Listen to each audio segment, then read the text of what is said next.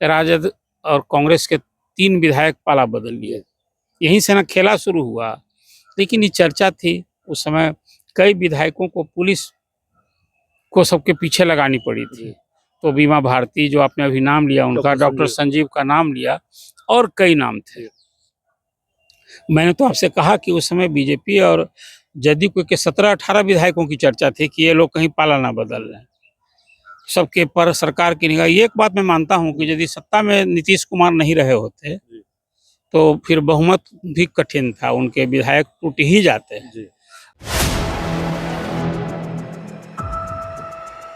आप देख रहे हैं 4 PM और मैं हूं अभिषेक मिश्रा। तेजस्वी यादव, जेडीयू के विधायक डॉक्टर संजीव, आरजेडी की नेत्री और जेडीयू की पूर्व विधायक बीमा भारती, आरजेडी के एक प्रवक्ता, क्या इन सब की मुश्किलें बढ़ने वाली हैं?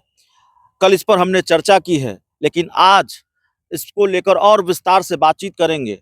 क्या 2025 के विधानसभा चुनाव से पहले, बिहार विधानसभा उपचुनाव से पहले तेजस्वी यादव की मुश्किलें बढ़ सकती हैं और इन विधायकों की मुश्किलें बढ़ सकती हैं? महिला पूर्व विधायक हैं बीमा भारती, उनकी मुश्किल बढ़ सकती हैं।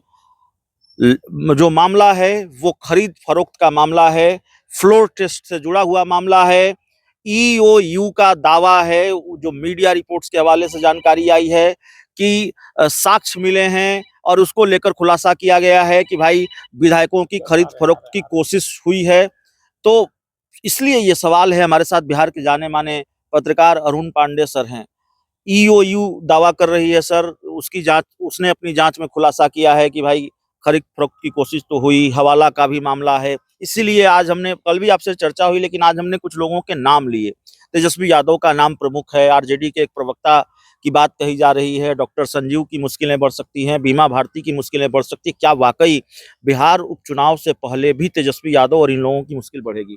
देखिए, अभी तो आपने ईडी की बात की थी, बात तो उससे आगे बढ़ गई ना। ईडी तक बात हाँ, बात ईडी तक हो गई।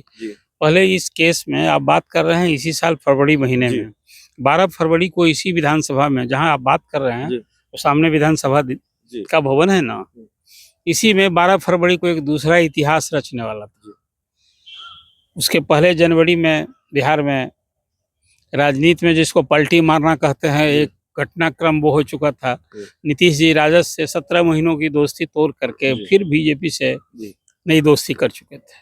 ये विधानसभा में आया था जनादेश भी जदयू और बीजेपी के ही पक्ष में, लेकिन कुछ ऐसा हुआ कि नीतीश जी चले गए थे राजद के साथ, फिर आ गए। अब आने के बाद जनवरी में ही तभी तेजस्वी यादव ने यह कहना शुरू कर दिया चचा पर हमला बोलते हुए कि भाई आप तो खेल कर दिए, अब खेला बाकी है जी, अब हम खेल करेंगे। हाँ, अब वो देखिए इसका तात्पर्य क्या था। तात्पर्य था कि बीजेपी जदयू की जो सरकार बन चुकी थी उसको गिराना था। और विधानसभा में जो 243 का हाउस है ना, 122 बहुमत का जादुई आंकड़ा होता है और सत्ता पक्ष के पास 126, 25, 27 यही विधायक है। मतलब जो बहुमत का आंकड़ा है उससे 5-4 विधायक ज्यादा है। यही यहाँ का खेला है और यही खेला के लिए वो तेजस्वी बोल चुके थे।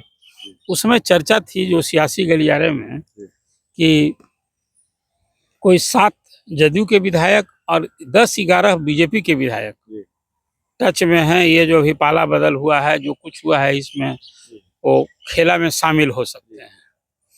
और अब जब नीतीश जी इधर आ गए तो डबल इंजन की सरकार न हो गई थी, तो न सिर्फ नीतीश जी की राजनीतिक प्रतिष्ठा दांव पर थी, अब तो बीजेपी की भी प्रतिष्ठा दांव पर थी। पूर्व केंद्रीय मंत्री नागमणि का नाम भी आ रहा है सर। कुछ व्हाट्सएप चैट की बात कही जा रही है। व्हाट्सएप यही वैसा मैं बता रहा हूँ आपसे। तो एक तरफ था कि तेजस्वी ने कह दिया था खेला होगा, अभी खेला बाकी है। तो सबकी निगाह थी उसमें। स्पीकर थे राजद के ही अवध बिहारी चौधरी, तो राजद की एक ताकत दिख रही थी कि वह स्पीकर हमारा है और तो हम खेला करना जरा आसान होगा। इधर से पाला बदल के जो लोग आएगा तो तत्काल मेमोरी भी नहीं जाएगी, हमारे स्पीकर रहेंगे, सरकार हमारी रह जाएगी। और जब सरकार स्पीकर रह जाएंगे तो नीतीश जी को इसी विधानसभा में बहुमत हासिल नहीं होगा, वो जाके राजभवन इस्तीफा देंगे। यही खेल था, मतलब सरकार को गिराने का एक चर्चा थी। और इधर नीतीश जी और बीजेपी भी कब बैठने वाले ये लोग थे, ये भी अपने विधायकों को टाइट कर रहे थे सबको कहाँ कौन है, किस पर कहीं है, चर्चा तो उस समय हो रही थी कि बड़ा सर्विलांस हो रहा है। दिल्ली तक की सरकार चौकस थी कि बिहार में जो विसत्ता आई है तुरंत न गंवानी पड़े। और आपको याद होगा उस समय गृह राज्य मंत्री नित्यानंद राय पटना में कैंप कर रहे थे और कई जो जैसे विधायकों को बीजेपी को भी बस से ले जाकर बोध गया ले जाना पड़ा था। वो तो सब लोग गए, बीजेपी गए थे, कांग्रेस वाले लोग अपने विधायक को, राज्यसभा का चुनाव था ना उस समय, इसके कारण भी कांग्रेस सहेज रही थी अपने विधायकों की टूट न हो जाए। क्या खेला हो रहा था उस समय। अब लगा कि नीतीश सरकार अब तब में है, तो सरकार को बचाने की चुनौती और फिर सरकार को गिराने की भी चुनौती, दोनों तरफ से न था। अब उसमें तेजस्वी ने खेला होने के बाद कर दी थी, खेला इधर ही से हो गया। वो 12 तारीख की बात मैं कर रहा हूँ, स्पीकर को हटाने वाला जो अविश्वास प्रस्ताव भी था उस दिन अविश्वास प्रस्ताव था। तो अभी तो अविश्वास प्रस्ताव में ही राजद और कांग्रेस के 3 विधायक पाला बदल लिए। यहीं से ना खेला शुरू हुआ। लेकिन ये चर्चा थी उस समय, कई विधायकों को पुलिस को सबके पीछे लगानी पड़ी थी। तो बीमा भारती जो आपने अभी नाम लिया उनका, डॉक्टर संजीव का नाम लिया, और कई नाम थे। मैंने तो आपसे कहा कि उस समय बीजेपी और जदयू के 17-18 विधायकों की चर्चा थी कि ये लोग कहीं पाला ना बदल रहे हैं, सबके पर सरकार की निगाह। ये एक बात मैं मानता हूं कि यदि सत्ता में नीतीश कुमार नहीं रहे होते तो फिर बहुमत भी कठिन था, उनके विधायक टूट ही जाते हैं। और उसमें तो बीमा भारती आई, एक विधायक तो तब भी नहीं आए, जदयू का एक विधायक नहीं आया, एक अनुपस्थित रहे। फिर मिशीलाल जी का विधायक पुत्र है, वो भी एमएलए था। कई लोगों के नाम चर्चा हुई। अब वो हो गया था कि कुछ एडवांस दे दिया गया है, जो चर्चा थी कि 2 करोड़ दे दिया गया है, फिर बाद में मिलेगा, ऐसे ऐसे करके बाजार में चर्चा थी कि कितना 10 करोड़ खर्चा हुआ, कि क्या हुआ, सब तरह की चर्चा हो रही थी। तो खेला में अब उसी समय जदयू के एक विधायक ने यहाँ कोतवाली थाने में केस कर दिया और उसमें कहा कि हम लोग को प्रलोभन दिया जा रहा था कि ऐसे करना है, सपोर्ट किया जाएगा तो पैसा मिलेगा। और उसमें कुछ कहीं चर्चा आई जो आर्थिक ईडी ने जो जांच में अपनी बात बताई है, जो ईओ ने पहले ईओ ने तो रिपोर्ट दी कि नहीं ये लेन देन की बात हुई है। फिर मुख्यमंत्री ने तो हाउस में कहा कि इसकी जांच हम कराएंगे। और अब फिर उसके बाद उस समय उप मुख्यमंत्री सम्राट चौधरी ने अपने विधायकों को भी चेताया कि जो लोग इसमें शामिल थे, बागी विद्रोही बन रहे थे, उनको माफ नहीं किया जाएगा।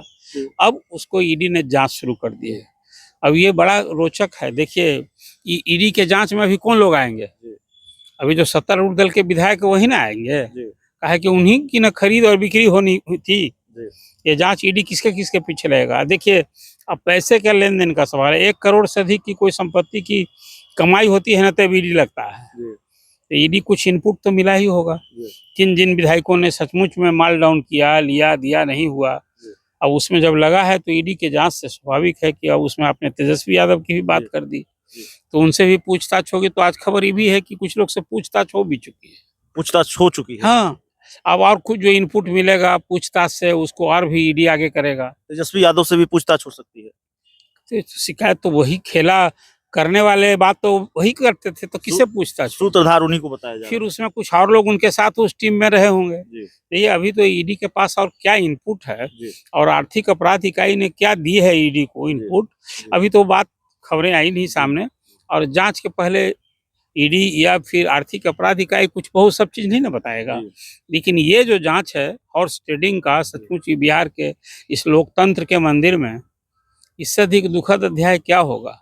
खेल तो दोनों तरफ से होना था। एक खेल में जो सत्ता पक्ष ने किया वो भी कोई अच्छा था क्या? 6 विधायक विपक्ष के अभी सत्ता पक्ष में चले गए, वहां कोई कार्रवाई नहीं। यही तो कह रहे हैं। उसमें भी यहाँ विपक्ष कहता था कि भाई लोग कितना पैसा दिया गया है, क्या लिया गया, ये सब हाउस में बात लोग करते थे। लेकिन जांच तो हो रही है। जो कोतवाली पुलिस में केस किया था और उसमें जो नीतीश गवर्नमेंट को गिराने के लिए केस वही ना है, इधर से तो कोई केस हुआ नहीं है।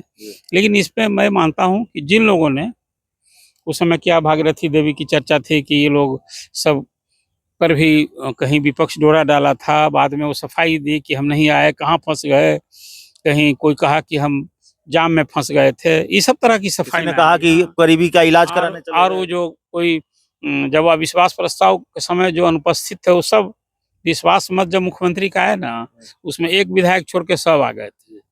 तो कुल मिला जुला करके अब इसकी जांच हो रही है। देखिए, ये जांच है सत्ता पक्ष के ही विधायकों के खिलाफ कि कौन इस बाजार के फेरे में पड़ा। यही ना होता है, हाउस ट्रेडिंग है क्या?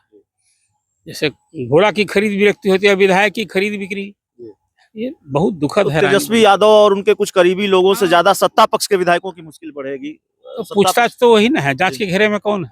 तो जांच के घेरे में खरीदने सत्ता वाला, बेचने वाला सब ना होगा। सत्ता पक्ष के घेरे में एनडीए के भी विधायक हैं। इस पूरी रिपोर्ट में इतना ही। बहुत बहुत धन्यवाद।